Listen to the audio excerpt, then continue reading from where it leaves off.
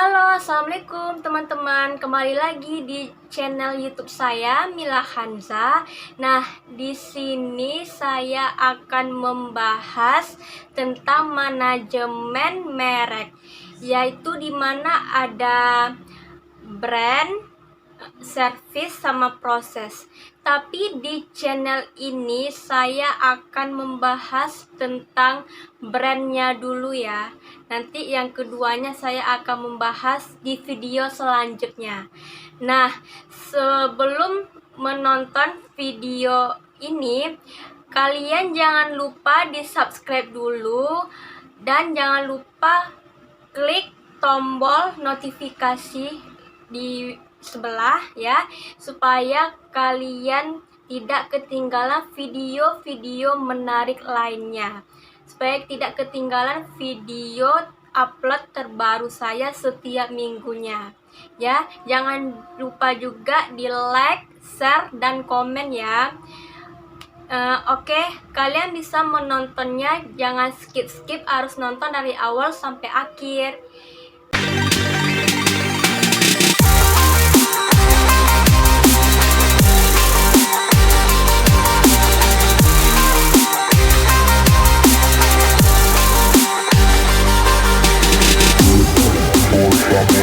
Oke, kita kalau pingin membuka usaha, yang kita pikirkan dulu itu pasti terpikir benak kita tentang brandnya ya. Apa sih brand yang cocok untuk usaha kita? Apa sih brand yang bagus supaya dikenal oleh banyak konsumen? Nah, brand, istilah singkatnya itu boleh dikatakan brand itu identitas produk, barang, atau jasa ya. Itu bisa menciptakan identitas suatu produk supaya banyak dikenali oleh konsumen kita dan bisa membedakan dari para kompetitor lainnya ya. Jadi dalam strategi tingkatan membuka usaha ini, dalam strateginya itu kita harus ada tingkatannya ya. Kita harus ada tingkatannya, harus ada proses yang harus kita lakukan. Nah, dalam proses inilah yang ada dua istilah. Yang pertama itu adalah brand awareness. Yang pertama ya, brand awareness. Yang kedua itu brand image ya. Kadang kalian ada juga beberapa orang yang terbalik nih antara brand awareness sama brand image ya. Sekarang saya akan menjelaskannya lebih detail, lebih singkatnya ya. Nah, yang pertama itu brand awareness ya. Brand awareness itu boleh dikatakan suatu produk yang diketahui oleh konsumen, yang dikenal semua orang ya, itu namanya brand awareness. Boleh dikatakan ikatan keterkenalan di mata calon konsumen atau audiens. Contohnya, kalian tahu nggak produk yang namanya Scarlett? Tahu nggak produk yang namanya Wardah? Atau kalau sepatu yang terkenal itu merek Adidas. Pasti kalian tidak asing lagi mendengar kata-kata merek yang saya sebutkan. Nah, itulah namanya brand awareness ya. Mereka hanya sekedar tahu tentang brand itu sendiri. Beda halnya sama brand image. Kalau brand image itu mereka pingin lebih tahu, lebih mendalam, pingin tahu tentang produk itu tuh apa sih gitu. Nah, itu namanya brand image ya. Lebih tahu mendalam tentang produk itu apa. Contohnya kayak produk kosmetik Scarlett ya. Produk Scarlett ini dia menjual apa sih, dalam bentuk produk apa sih Scarlett ini. Misalnya contohnya ya, ini kayak merek Scarlett, dia menjual kayak kosmetik ya, seperti hand body-nya, seperti ada keluaran baru ya, kayak samponya, ada pelembabnya ya, banyak ya. Semua varian Scarlett itu ada itu dalam bidang kosmetik. Orang tuh ingin lebih tahu mendalam tentang Scarlett itu apa ya, pokoknya lebih tahu lah, pingin tahu apa itu produknya. Contohnya kayak sepatu Adidas. Sepatu Adidas itu seperti apa sih sepatunya gitu. Pokoknya lebih tahu mendalam, itulah namanya brand image ya. Jangan terbalik ya. Brand awareness itu hanya orang sekedar tahu namanya aja, dan brand image itu pingin tahu lebih mendalam. Nah, jadi kalau kita ya sebagai pelaku usaha pingin buka usaha online, jarang banget orang yang didahului namanya brand image. Itu jarang banget ya. Orang pasti kalau pingin buka usaha itu yang pertama itu pasti mereka melakukan brand awareness-nya dulu. Jarang yang namanya brand image dulu mereka lakukan. Jarang, nggak pernah saya melihatnya gitu ya. Jadi awalnya itu orang tuh pasti melakukan brand awareness-nya dulu. Pingin dikenal dulu brandnya, pingin dikenal dulu namanya gitu ya. Contohnya kalau kalian pingin membuka sebuah toko kosmetik misalnya, kalian harus kenali dulu toko kalian, harus kenali dulu pada calon konsumen kalian toko kalian menjual apa, berbagai macam jual, kayak menjual kosmetik, skincare, pokoknya satu kategori gitu ya. Harus brand awareness dulu kalian perkenalkan, nanti baru brand image. Saya akan kasih contoh ya. Siapa sih yang gak kenal dengan nama Pop Es? Pasti kalian semua pernah mencoba minum Pop Es ya. Kalau Pop Es itu biasanya berapa sih harganya kalian beli? Paling 5.000 ya, atau enggak 6.000 ya. Nah, Pop Es yang kita beli dengan harga 6.000 ya, dengan berbagai rasa, banyak banget rasa, ada strawberry, coklat, mangga, vanilla, taro gitu ya. Bisa dari 5.000 itu bisa menjualnya sampai 15.000, bahkan yang menjual sampai 20.000. Apa contohnya Kak? Contohnya itu kayak Chat Time ya. Saya kasih contoh salah satunya kayak Chat Time. Chat Time itu kan sama ya, kalau kita rasakan ya, kayak sama seperti Pop Es juga ya, kayak menghilangkan dahaga juga, kayak banyak rasa bubuk, ada bubuk coklatnya, ada mangganya, ada rasa taro, pokoknya hampir sama dengan Pop Es yang kita minum ya. Tapi membedakannya itu kalau Chat Time itu ya ada dikasih bobanya, packingannya lebih bagus, terus ada nama brandnya Chat Time gitu ya. Itu tempatnya itu dalam satu gelas itu tuh kita sampai 20.000 atau sampai 23.000 kita beli satu gelas itu.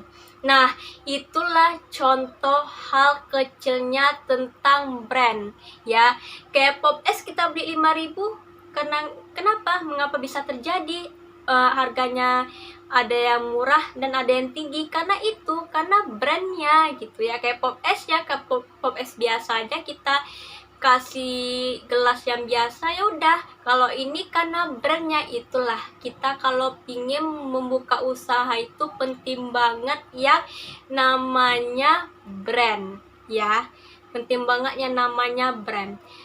Karena namanya brandnya itu udah terkenal oleh konsumen, udah tersebar di mana-mana cabangnya, apalagi udah ada brandnya, cara packagingnya juga, itu yang membuat harganya itu lebih mahal dari biasa yang kita beli ya di tempat-tempat pinggir jalan ya, kayak Pop Es gitu.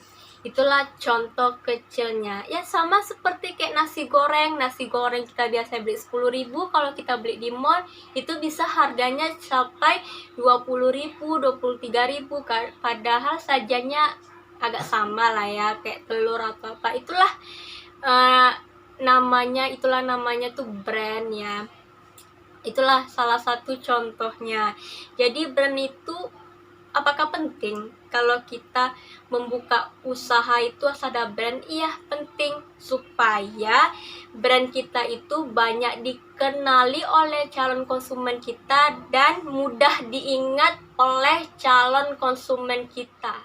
Brand itu ada manfaat bagi konsumen dan pemilik brandnya itu sendiri. Yang pertama, bagi konsumen ya, konsumen percaya dan tidak ragu terhadap produk kita. Yang kedua, konsumen mengajak temannya untuk mencoba produk kita. Yang ketiga, konsumen menceritakan kepada keluarga atau sahabat tentang produk kita.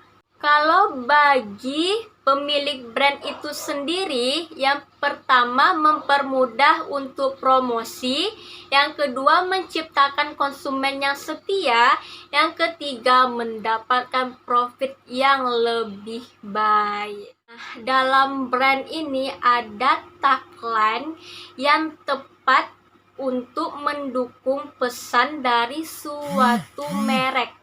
Ya, yang pertama itu ada deskriptif, yang kedua imperatif, yang ketiga superlatif, dan keempat provokatif. Nama itu ialah deskriptif ya. Deskriptif itu boleh dikatakan deskripsi atau keterangan terhadap produk tersebut ya, menggambarkan suatu janji terhadap merek tersebut ya, dapat digunakan tagline yang lebih visioner.